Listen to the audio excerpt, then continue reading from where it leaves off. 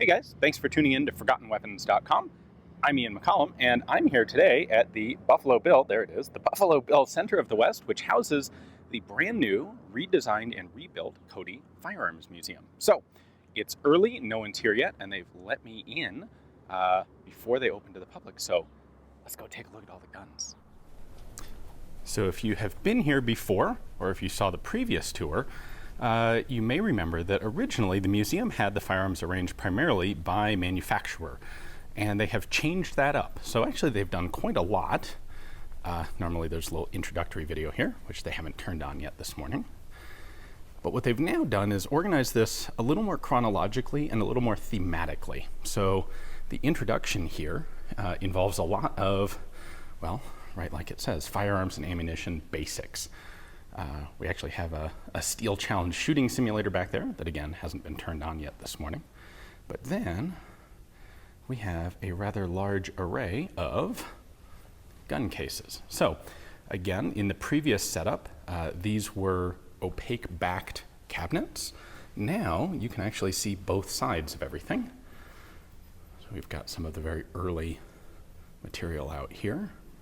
I think, if I remember the numbers correctly, there are 4,000 guns on display right now. There you go. There's the very beginning, all the way back to 650 BCE. There are some handgun displays in here as well, of course. And then these are going to go chronologically through the development of modern firearms. There's a lot of discussion about ancillary subjects like the revolution in interchangeable parts manufacturing, which was largely driven by firearms development and, of course, essential to its industrial success. All right, let's see. There's kind of gun overload here, so let's pick a couple specific things to take a look at. Oh, of course, my favorite, a Lebel, in one of the main developmental periods in military self-loading rifles, or military repeating rifles, as the metallic cartridge first actually became a feasible, practical thing. So again, you can see a lot of these. The cases are visible through both sides, so you can actually get a look at both sides of the guns, which is pretty cool. Here's one of the coolest things, the Burton assault rifle there, the Burton automatic rifle. One of the neat things that I discovered this time is I spent most of a week here filming a bunch more video for you guys, and the last time I was here, most of the really weird, interesting guns that I wanted to film, it was really convenient because they were back in the vault where I had easy access to them. Now, most of those things are actually out on display. So here's a good example there. They've got one of the Winchester SPIW prototypes out on display.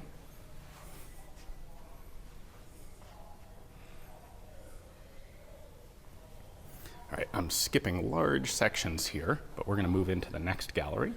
I've got a whole section on embellished firearms. There. Display tag here. And actually some really pretty nice looking embellished guns. These are sort of not the typical style of, not the old style of firearms engraving. Here's the old style of firearms engraving.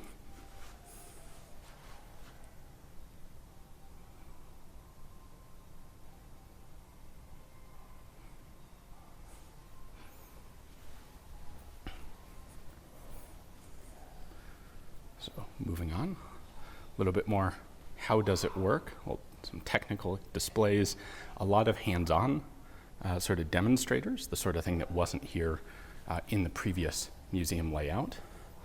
Here's another good example of some of the stuff that wasn't necessarily on display before, not just some of the Winchester revolver designs, but even parts.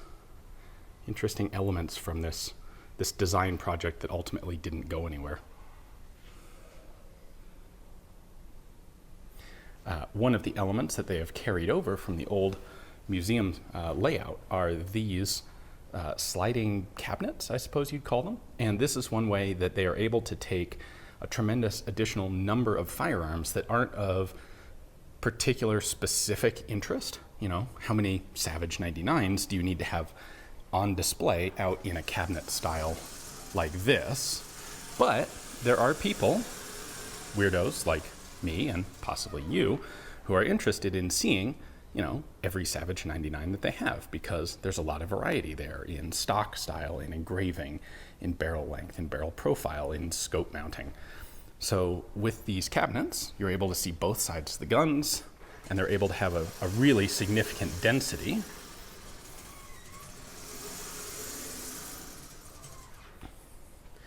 of firearms. And that's something that really sets the Cody Museum apart from a lot of other places, is they'll take all the extras. Just take another look at one at random here.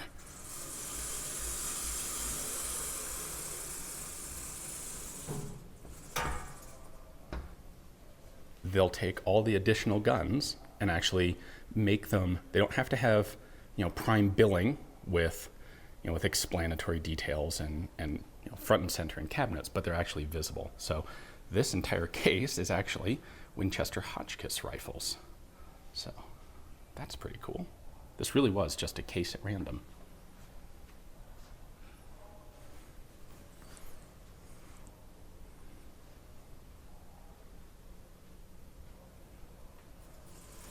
Sorry for some of the reflection there. All right, we've got a little bit more to look at here. Some demonstration or some examples of machine tooling and firearms manufacture. Oh, I shouldn't skip the military, like the modern military room here. We have a full-fledged serious Gatling gun, as well as Browning 1917.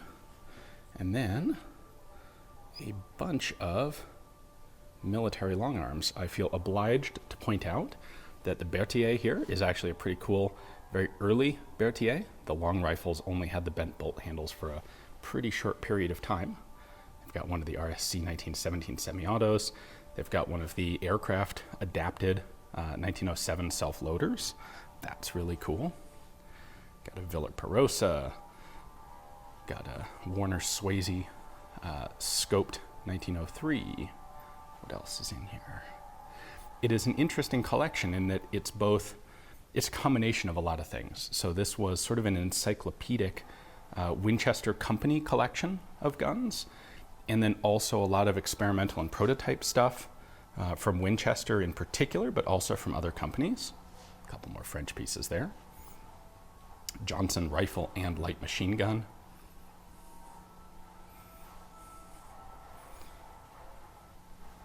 There you go. You've seen some of these on video already from my last trip, but that's the military, sort of the modern military wing. Now, we have one more place to take a look, and that is downstairs.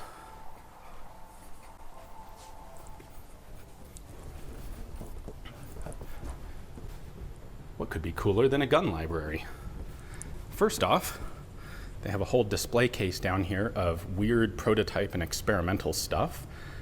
Several of these are missing because I was filming them yesterday. My apologies. They'll be back up on display by the time you come here to visit. But back here, we have drawers and cabinets of hundreds more firearms down here, all exhibited or cataloged by, the military ones are cataloged by country here, and then the rest alphabetical by manufacturer.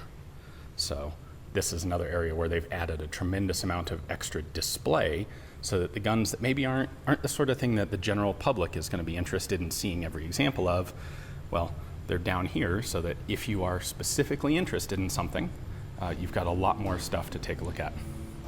And lastly, entire gallery, or entire couple of displays of air rifles. All right, so there it is. That is the new redesigned and rebuilt Cody Firearms Museum. Hopefully you guys think it's a cool tour. If you're up here in Cody, can't highly enough recommend stopping in and seeing the place. It's really fantastic.